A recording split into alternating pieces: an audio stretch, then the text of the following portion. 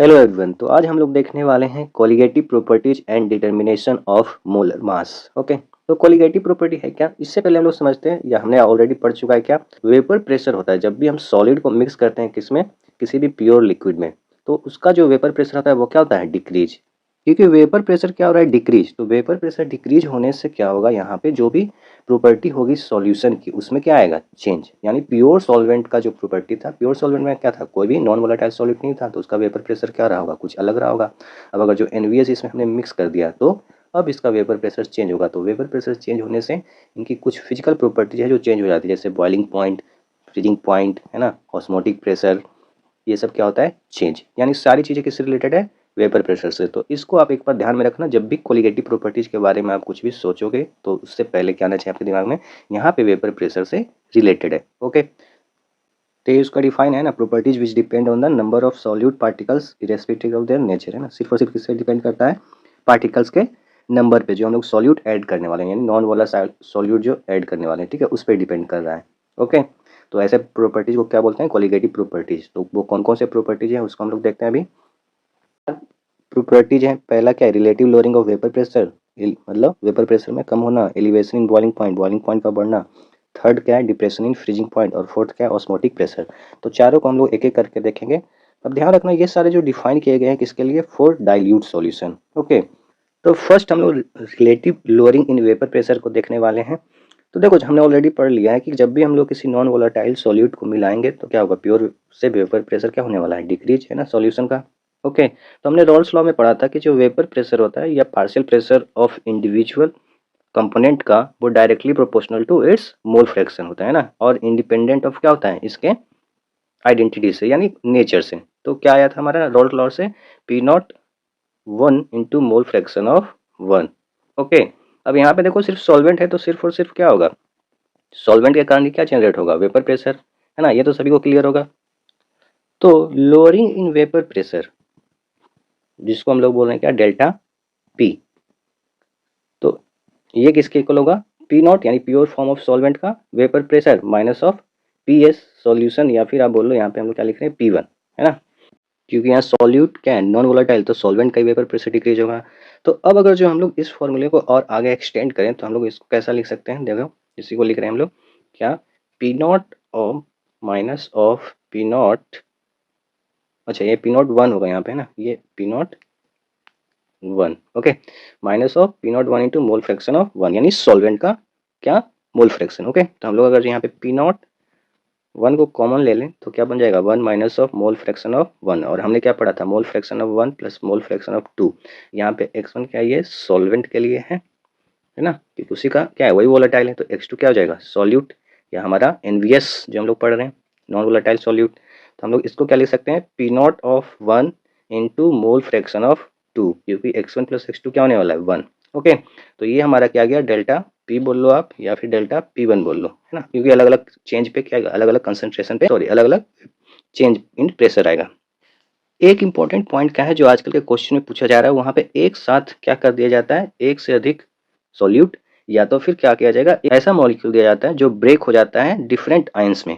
तो ऐसे केस में क्या होगा, हम क्या करेंगे, मोल फ्रैक्शन जो लिखा हुआ है उसकी जगह पे हम लोग क्या लिखेंगे, सभी के मोल फ्रैक्शन का सम।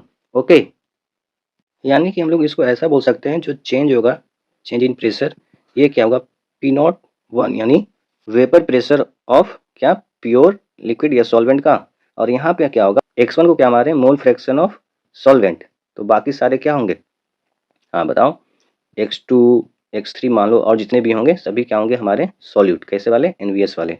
तो ये बोला यहाँ पे जो पॉइंट लिखा है, ये सभी के सम के इक्वल होगा, ठीक है। तो अब इस इक्वेशन में अगर जो हम लोग क्या करें, डिवाइड कर दें हम लोग पी नॉट वन से, यानी प्योर फॉर्म के वेपर प्रेशर, तो ये क्या बन जाएगा, delta P upon P naught one, या इसको हम लोग ऐसा लिख सकते हैं क्या, P naught one mole fraction of two, mole fraction of two करने का मतलब क्या, मोल फ्रैक्शन ऑफ सॉल्यूट है ये, है ना। तो ये बन जाएगा क्या, मोल फ्रैक्शन ऑफ x2, यानी कि मोल फ्रैक्शन ऑफ क्या, सॉल्यूट, है ना। और डेल्टा पी को हम लोग ऐसा लिख सकते हैं, P naught one minus of P1, यानी प्योर फॉर्म का, और ये सॉल्यूशन फेज का vapour pressure upon pure form का वेपर प्रेशर। अब ये जो इक्वेशन आया है इसी को हम लोग क्या बोलते हैं, relative lowering of vapour pressure, और डेल्टा पी जो है ये क्या है, सिर्फ और सिर्फ लोअरिंग है। रिलेटिव का मतलब कंपेयर करेंगे ना किसी से, तो हमने प्योर फॉर्म से कंपेयर किया, रेशियो लिया। ओके, इसको relative lowering of vapour pressure को हम लोग शॉर्टकट में RLVP बोल सकते हैं। ठीक है, अब यहाँ पे ध्यान रखना, ये जो relative lowering of vapour pressure आया है ये सिर्फ और सिर्फ डिपेंड कर रहा है मोल fraction of solute. Mole fraction of solute कहने का मतलब क्या है, सिर्फ और सिर्फ डिपेंड कर रहा है कंसंट्रेशन ऑफ सॉल्यूट या फिर उनके नंबर्स पे। ओके, और किसी भी चीज़ पे नहीं। क्लियर है, यानी कि हम लोग बोल सकते हैं RLBP relative lowering of vapour pressure delta P upon P naught 1, ये किस पे डिपेंडेंट है, मोल फ्रैक्शन ऑफ सॉल्यूट। तो अगर जो हम लोग देखें P नॉट, ये रिलेटिव रोलिंग लोअरिंग को हम लोग क्या लिख सकते हैं, बताओ मोल फ्रैक्शन क्या होता है, जिसका भी हम लोग निकालें, जैसे सपोज यहाँ पे x2 लिखा हुआ है तो N2 upon N1 plus of N2 लिख सकते हैं, क्योंकि मोल फ्रैक्शन ऑफ 2 या सॉल्यूट क्या हो जाएगा, मोल्स ऑफ 2 अपॉन सम सभी के मोल्स का। ओके, तो देखो यहाँ पे अगर जो हम लोग बात करें क्या, for dilute solution, purple colour है, लड़कियों का अब फेवरेट हो गया है ये। हाँ, तुम्हारा वाला जो था वो नहीं है इनका। तो अगर सॉल्यूशन क्या हुआ, बहुत ही ज़्यादा डाइल्यूट, तो हम लोग बोल सकते हैं मोल नंबर ऑफ मोल्स ऑफ जो होगा कि सॉल्वेंट का वो बहुत ही ज़्यादा होगा किससे, N2 से। ओके, तो इस केस में हम लोग क्या लिख सकते हैं, N1 plus of N2 is approximately equals to N1, लेकिन किसके लिए ध्यान रखना, डाइल्यूट सॉल्यूशन के लिए। तो ये क्या फॉर्मूला बन जाएगा हमारा, P naught of 1 minus of P1 upon P naught 1 equals to N2 upon N1। Okay, किसके लिए, लेकिन डाइल्यूट सॉल्यूशन के लिए। तो हम लोग इसको ऐसा भी लिख सकते हैं, देखो N2 क्या है, मोल्स ऑफ क्या है, सॉल्यूट है, तो हम लिख सकते हैं क्या, wait of solute upon molar mass of solute, और N1 को हम लोग क्या लिख सकते हैं, वेट ऑफ सॉल्वेंट, और अपॉन में क्या होगा, मोलर मास ऑफ सॉल्वेंट, है ना, 1। तो ये क्या बन जाएगा, P naught of 1 minus of P1 upon P naught 1 equals to W2, यानी weight of solute into molar mass of solvent, molar mass divided by क्या होगा, molar mass of solute into bed of solvent. ठीक है, ये सिर्फ और सिर्फ किसके लिए है, बताओ, हाँ, डाइल्यूट सॉल्यूशन के लिए। ओके, तो इससे हम लोग क्या कर सकते हैं, जो मास वाला हमने पढ़ा था, है ना, कि mass calculation of mass of solvent या फिर सॉल्यूट, मेनली सॉल्यूट का निकालते हैं, या मोलर मास हम लोग इससे निकाल सकते हैं। ठीक है, गिवन डेटा पे डिपेंड करेगा हमें क्या फाइंड करना है। ओके, अब देखो ध्यान देना, यहाँ से हम लोग इसको ऐसा भी लिख सकते हैं, P naught of 1 minus of P1 upon P naught 1, तो ये तो क्या हुआ, मोल्स, है ना, तो ये मोल्स ऑफ क्या हो गया, 2 लिख रहा हूँ इसको, यानी moles of solute upon weight, weight generally क्या होता है, मास यानी ग्राम में। ठीक है, और इसको हम लोग क्या कर रहे हैं यहाँ पे, मोलर मास ऑफ सॉल्वेंट। तो अब सपोज मैंने क्या किया, यहाँ पे ऊपर भी 1000 से मल्टीप्लाई और नीचे भी 1000 से क्या कर दिया, डिवाइड, मल्टीप्लाई और डिवाइड, तो इससे कोई फर्क नहीं पड़ने वाला है। तो अब देखो ध्यान से, जनरली मास केस में होता है ग्राम में, और N2 क्या है, मोल, और अगर जो इन वाले टर्म को हम लोग एक साथ ले लें, यानी मैं ऐसा बोल रहा हूँ N2 अपॉन W1, ठीक है, इंटू क्या, 1000, तो ये देखो मोल्स अपॉन वेट इन क्या है, केजी हो गया 1000 से डिवाइड करने के बाद ग्राम को, तो ये क्या बन गया, मोले लीटी, और साथ में क्या बचा हमारे पास, molar mass of solvent upon 1000। तो हम लोग ऐसा ही बोल सकते हैं कि P नॉट ऑफ 1, यानी relative lowering of vapour pressure क्या होगा, molality into molar mass of solvent into 1000। Okay, लेकिन ये सिर्फ और सिर्फ किसके लिए ट्रू है, ये दोनों के दोनों सिर्फ और सिर्फ दोनों, बताओ किसके लिए ट्रू है, डाइल्यूट सॉल्यूशन के लिए ना, क्योंकि हमने मान के चला है क्या, सॉल्यूशन कैसा है, डाइल्यूट। ओके, ध्यान रखना इस बात का, only applicable for dilute solution. तो हम क्या कर रहे हैं, क्योंकि ये डाइल्यूट सॉल्यूशन के लिए एप्लीकेबल है, तो हम कुछ ऐसा ऑब्जर्व करने की कोशिश करते हैं जो सभी के लिए एप्लीकेबल हो। ओके, तो जैसे देखो हमने क्या किया था, P01 है ना, एक्चुअल या फिर प्योर फॉर्म का वेपर प्रेशर और पार्शियल प्रेशर जब नॉन वोलेटाइल सॉल्यूट को मिला दिया, तो यहाँ पे हमने डिवाइड किया था P01 से, तो अब हम लोग यहाँ पे डिवाइड करते हैं सपोज P1 से, तो ये क्या बनने वाला है, तो P01 यानी प्योर फॉर्म का वेपर प्रेशर, और P1 को क्या लिख सकते हैं, रॉल्ड लॉ से P01 into mole fraction of 1 upon P1 को अगेन क्या लिख सकते हैं, P01 into mole fraction of 1। तो देखो यहाँ पे P नॉट क्या है, कॉमन है, तो कॉमन करके कट कर लोगे तो क्या बन जाएगा, 1 minus mole fraction of 1 upon mole fraction of 1, और क्योंकि बाइनरी सॉल्यूशन पढ़ लेना तो 1 माइनस x1 क्या हो जाएगा, मोल फ्रैक्शन ऑफ 2, यानी देखो ये x1 क्या है, सॉल्वेंट की बात कर रहे हैं ना, क्योंकि सॉल्यूट तो हमारा नॉन वोलेटाइल है, तो उसके कारण कोई वेपर प्रेशर जनरेट नहीं होगा, है ना, रॉल्स लॉ में वही आता है वोलेटाइल लिक्विड्स के लिए। ओके, तो ये क्या बन गया, x2 अपॉन x1। तो क्या हम लोग इसको ऐसा लिख सकते हैं, मोल फ्रैक्शन ऑफ 2 है तो इसको क्या लिख सकते हैं, moles of 2 upon N1 plus N2। और मोल फ्रैक्शन ऑफ 1 को क्या लिख सकते हैं, N1 और N1 प्लस ऑफ N2। ये बस समझाने के लिए किया, कट हो गया तो ये क्या बन गया, N2 अपॉन N1। ठीक है, अब ये वाली चीज़ जो आई है मोल्स ऑफ सॉल्यूट, N2 क्या है, सॉल्यूट है, और N1 क्या है, सॉल्वेंट, बिना किसी एजम्पशन के आई है। ठीक है, वहाँ पे क्या किया था हमने, एज्यूम किया था डाइल्यूट, तब जाके ये वाला फॉर्मूला बना था, है ना। देखो लिखा हुआ है यहाँ पे क्या बन गया हमारे पास formula, P0 of 1 minus of P1 upon P1। सभी के लिए ट्रू हो गया है ना, जो भी पीछे पड़े थे सभी के लिए एप्लीकेबल होगा ये।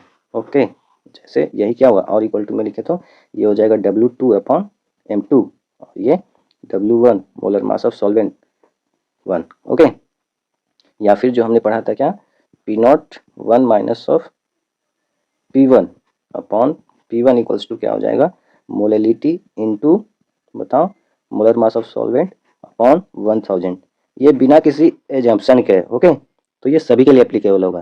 तो आप न्यूमेरिकल पर्पस के लिए इसको यूज कर सकते हो। ये आपके पास डाइल्यूट सॉल्यूशन लिखा है तो आप उसको पीछे वाले को भी यूज कर सकते हो, यानी इस वाले को यूज कर सकते हो, या मास निकालना है तो इसको यूज कर सकते हो। ठीक है, जिस जो भी आपको बेटर लगे। तो मैं एक यहाँ पे क्वेश्चन बता देता हूँ, उसके बाद इस टॉपिक को यहीं पे एंड करेंगे हम लोग। तो देखो गिवन डाटा को सबसे पहले लिखते हैं हम लोग। यहाँ पे क्या क्या दिया हुआ हमारे पास, benzene at a certain temperature is, कितना दिया हुआ है, 0.850 है बार। ठीक है, non volatile non electrolyte solid weighing 0.5 gram, mass दिया हुआ है added to 39 gram of benzene. Benzene का मास दिया हुआ है, मोलर मास भी दिया हुआ है 78 ग्राम।